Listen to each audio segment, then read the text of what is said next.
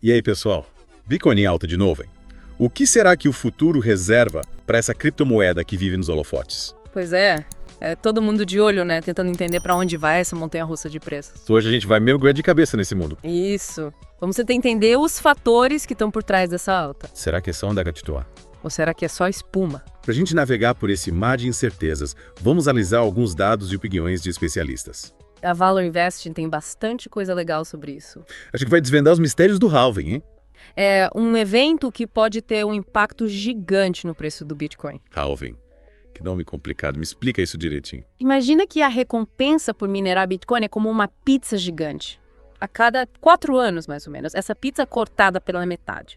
A recompensa cai pela metade, daí o nome halving. Ah, entendi. Então meio que a dificuldade dobra, né? Exatamente. E o que acontece quando a pizza diminui e a fome continua a mesma? A disputa fica mais acirrada, né? Mas, e aí, o que isso tem a ver com o preço do Bitcoin? Com menos Bitcoin sendo criados, a escassez aumenta. Se a demanda continua a mesma ou até aumenta, o preço tende a subir. Então a gente está falando da lei da oferta e demanda em ação. Isso aí. Mas é importante lembrar que o impacto do halving no curto prazo pode ser imprevisível. A gente tem que levar em conta outros fatores, como a situação macroeconômica global e as regulamentações, que também estão em constante mudança. Por falar em regulamentação, o cenário global está pegando fogo, hein? Nos Estados Unidos, a SEC, o órgão regulador do mercado, tem dado sinais confusos sobre as criptomoedas. A gente viu aquele caso da Coinbase, né? É, uma das maiores corretoras de criptomoedas do mundo. Que a SEC tinha processado. Mas acabou arquivando o processo. Pois é. O que será que isso significa? É um sinal de que talvez os EUS estejam começando a amolecer o cerco em relação ao Bitcoin. Mas ainda é cedo para afirmar com certeza. É, melhor a gente esperar para ver.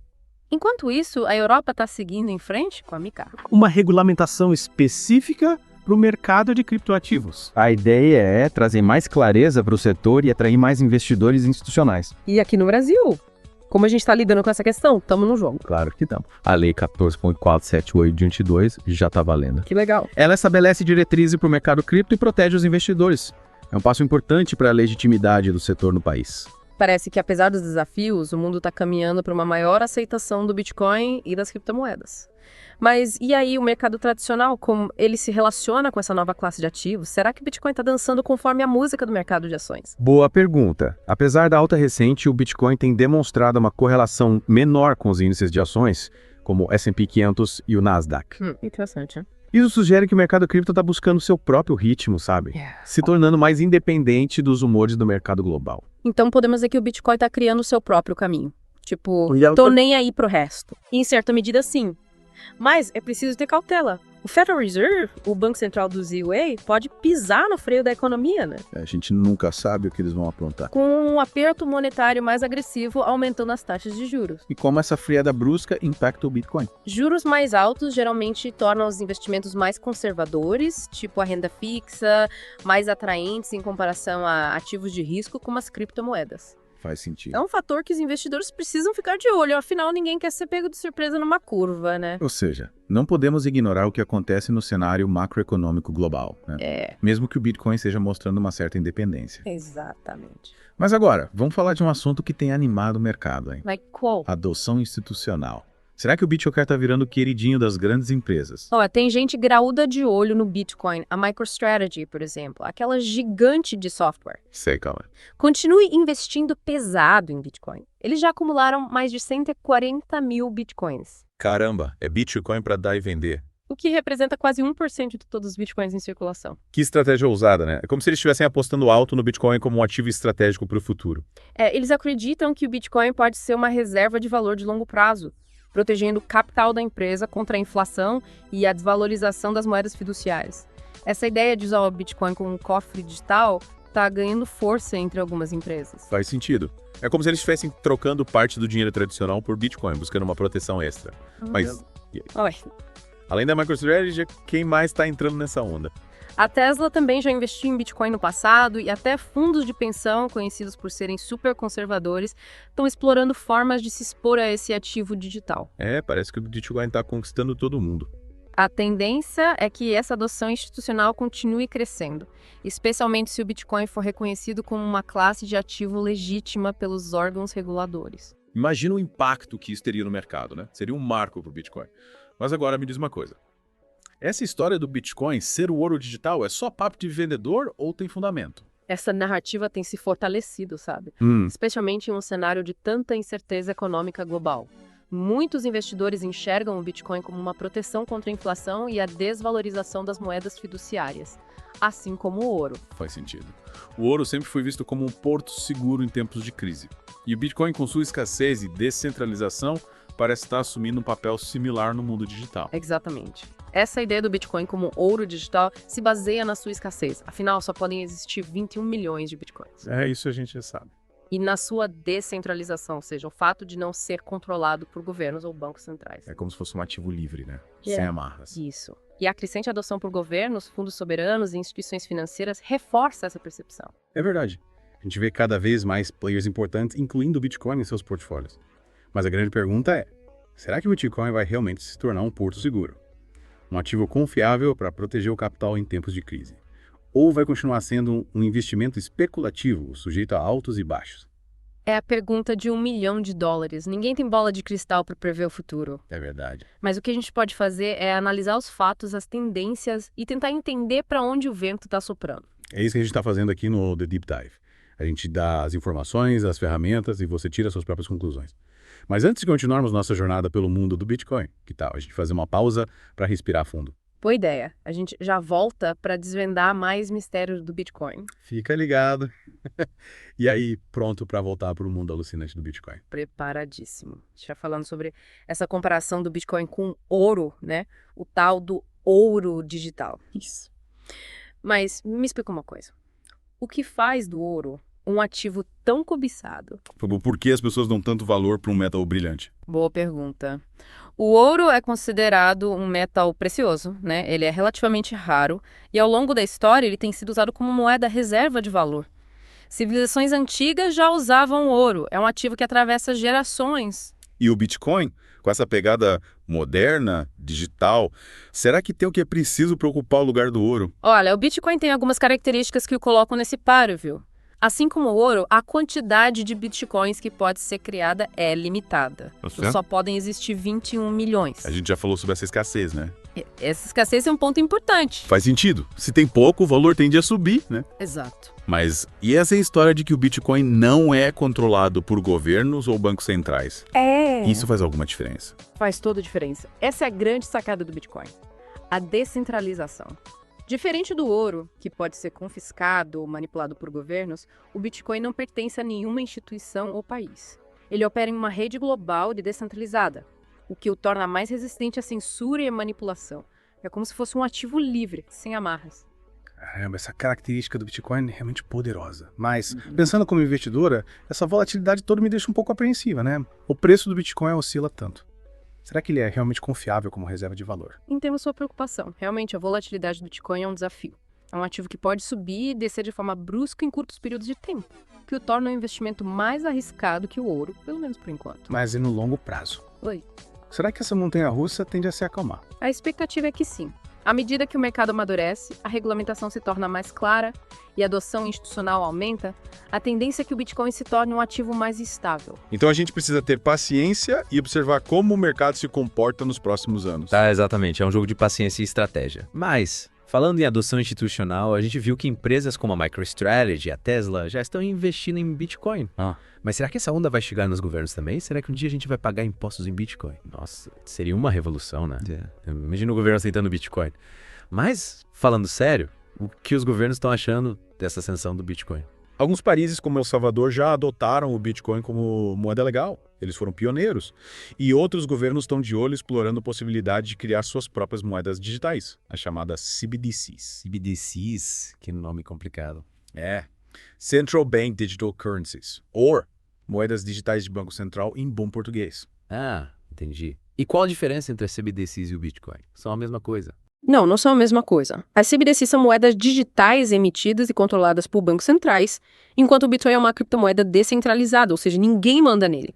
É a comunidade que decide. As CBDCs são como uma versão digital das moedas que a gente já usa, como o real ou o dólar, só que com um toque tecnológico. Então, basicamente, as CBDCs são controladas pelos governos, enquanto o Bitcoin é o rei da liberdade. Exatamente. E cada um tem seus prós e contras, né? O Bitcoin oferece descentralização, resistência à censura, enquanto as CBDCs prometem mais segurança e eficiência nas transações, já que contam com o respaldo dos bancos centrais. É como se fossem dois lados da mesma moeda digital. É como se o Bitcoin fosse o aventureiro independente e as CBDCs as mocinhas obedientes. É uma boa analogia. E é importante acompanhar a evolução de ambos, pois eles têm o potencial de transformar a forma como a gente lida com o dinheiro no futuro. Falando em futuro, o que mais podemos esperar do mundo das criptomoedas nos próximos anos? Tem mais alguma novidade tecnológica fervilhando por aí? Com certeza, o mundo cripto não para. Uma das tendências que a gente observa é a crescente integração entre o mundo cripto e o sistema financeiro tradicional. Como assim? Explica melhor. A gente vê cada vez mais empresas financeiras tradicionais, como bancos, corretoras, oferecendo serviços relacionados a criptomoedas. É como se o sistema financeiro tradicional estivesse abrindo as portas para o Bitcoin e seus amigos. E também estamos vendo a criação de novos produtos e serviços financeiros que combinam elementos do mundo cripto com o mundo tradicional. Tipo aqueles ETFs de Bitcoin que a gente ouve falar. Exatamente. Os ETFs de Bitcoin permitem que os investidores se exponham ao mercado de Bitcoin sem precisar comprar e guardar a criptomoeda diretamente. É como comprar um pedacinho do Bitcoin na bolsa de valores. Isso facilita o acesso ao mercado e pode atrair ainda mais investidores. Interessante. É como se o Bitcoin estivesse se tornando mais acessível, mais integrado ao sistema financeiro tradicional. E além dos ETFs, quais outras inovações podemos esperar nesse universo cripto? A tecnologia blockchain, por exemplo, tem potencial para revolucionar outras áreas. Com certeza. A tecnologia blockchain, que é a base do Bitcoin, está em constante evolução. Estamos vendo o surgimento de novas blockchains com diferentes funcionalidades e características, além do desenvolvimento de aplicações descentralizadas ou dApps, que prometem revolucionar diversos setores, como o de finanças, jogos e até mesmo a gestão de governos. Nossa, parece que o futuro reserva muitas novidades empolgantes para o mundo cripto, hein? Mas com tantas opções e informações, como saber em quais projetos vale a pena investir? É tanta sigla, tanta tecnologia nova que às vezes eu fico perdida. Calma, é normal se sentir um pouco perdida no começo. O mundo cripto é cheio de siglas, termos técnicos. Mas com o tempo a gente vai se familiarizando. Respondendo a sua pergunta, é fundamental fazer uma pesquisa cuidadosa antes de investir em qualquer criptomoeda ou projeto. E o que a gente deve levar em consideração nessa pesquisa? Me dá algumas dicas. Claro, é importante entender a tecnologia por trás do projeto, a equipe responsável pelo desenvolvimento, proposta de valor, o mercado-alvo e a comunidade que o apoia. É como se a gente estivesse investigando um novo negócio antes de investir. Além disso, é fundamental avaliar os riscos envolvidos e nunca investir mais do que você pode perder. Ou seja, cautela e bom senso são essenciais para navegar nesse mercado em constante mutação. Nada de colocar todos os ovos na mesma cesta, né? Exatamente. Diversificar os investimentos é sempre uma boa estratégia. O mundo das criptomoedas oferece muitas oportunidades, mas também exige atenção e responsabilidade por parte dos investidores. Não dá para entrar de cabeça sem antes analisar o terreno. E para te ajudar a analisar o terreno e tomar decisões mais informadas, a gente vai continuar explorando esse universo fascinante aqui no The Deep Dive. Fica ligado que a gente volta já com a última parte do nosso mergulho no mundo do Bitcoin. Ainda temos muito que desvendar. E aí, pessoal? De volta para a última parte da nossa aventura pelo mundo do Bitcoin. Prontos para aterrissar. A gente estava falando sobre essa comparação do Bitcoin com o ouro, né? O ouro digital. Será que esse cara cola? O Bitcoin tem mesmo o potencial de substituir o ouro como um ativo de reserva de valor? Essa é a pergunta que não quer calar, né? O ouro tem uma história milenar como reserva de valor. Atravessou impérios, crises, guerras. Sim. É um ativo que sempre teve seu valor reconhecido. Já o Bitcoin é um novato. O millennial do mundo financeiro, com pouco mais de uma década de vida. A gente não pode negar a tradição, confiabilidade do ouro, né? Mas o Bitcoin tem algumas cartas na manga que merecem atenção. Com certeza. E a primeira delas é a escassez. Assim como o ouro, a quantidade de Bitcoins que pode ser criada é limitada. Só podem existir 21 milhões de Bitcoins em circulação. Essa a gente já sabe, né? Mas essa escassez, essa raridade, contribui para a sua valorização a longo prazo. Então, seguindo essa lógica, quanto mais raro o ativo, maior o seu valor. É como se fosse uma obra de arte. Tipo, quanto menos, mais caro. Exatamente. A lei da oferta e demanda em ação. E o Bitcoin tem outro trunfo, a descentralização. Diferente do ouro, que pode ser controlado por governos, bancos centrais, o Bitcoin não pertence a nenhuma instituição ou país. Mas o que significa essa tal descentralização na prática? Me explica como se eu fosse uma criança. Imagina que o ouro é como um rei que governa um país. Ele tem um poder centralizado, pode tomar decisões que afetam a todos. Já o Bitcoin é como uma república onde o poder é distribuído entre todos os cidadãos. Não tem um único líder, um único ponto de controle. Então, basicamente, o Bitcoin é mais democrático que o ouro. Exatamente. Ele opera em uma rede global. descentralizada, o que o torna mais resistente à censura, à manipulação. Ninguém pode confiscar seus bitcoins, congelar sua conta ou ditar as regras do jogo. É um ativo livre, sem amarras. Nossa, essa característica é realmente poderosa. Mas pensando como investidora, essa volatilidade toda me deixa um pouco apreensiva. O preço do Bitcoin sobe e desce como uma montanha-russa. Será que ele é realmente confiável como reserva de valor? Entendo a sua preocupação. A volatilidade é um dos grandes desafios do Bitcoin, né? É um ativo que pode oscilar de forma brusca em curtos períodos de tempo, o que o torna um investimento mais arriscado do que o ouro, pelo menos por enquanto. Mas e no longo prazo? Será que essa montanha-russa tende a se acalmar? A gente pode esperar um futuro mais tranquilo para o Bitcoin. A expectativa é que sim. À medida que o mercado amadurece, a regulamentação se torna mais clara e a adoção institucional aumenta, a tendência é que o Bitcoin se torne um ativo mais estável. Então a gente precisa ter paciência e observar como o mercado se comporta nos próximos anos. Exatamente, é um jogo de paciência e estratégia. E falando em adoção institucional, a gente viu que grandes empresas, como a MicroStrategy e a Tesla, já estão investindo em Bitcoin. Mas será que essa onda vai chegar nos governos também? Será que um dia a gente vai pagar impostos em Bitcoin? Nossa, seria uma revolução, né? Imagina o governo aceitando o Bitcoin.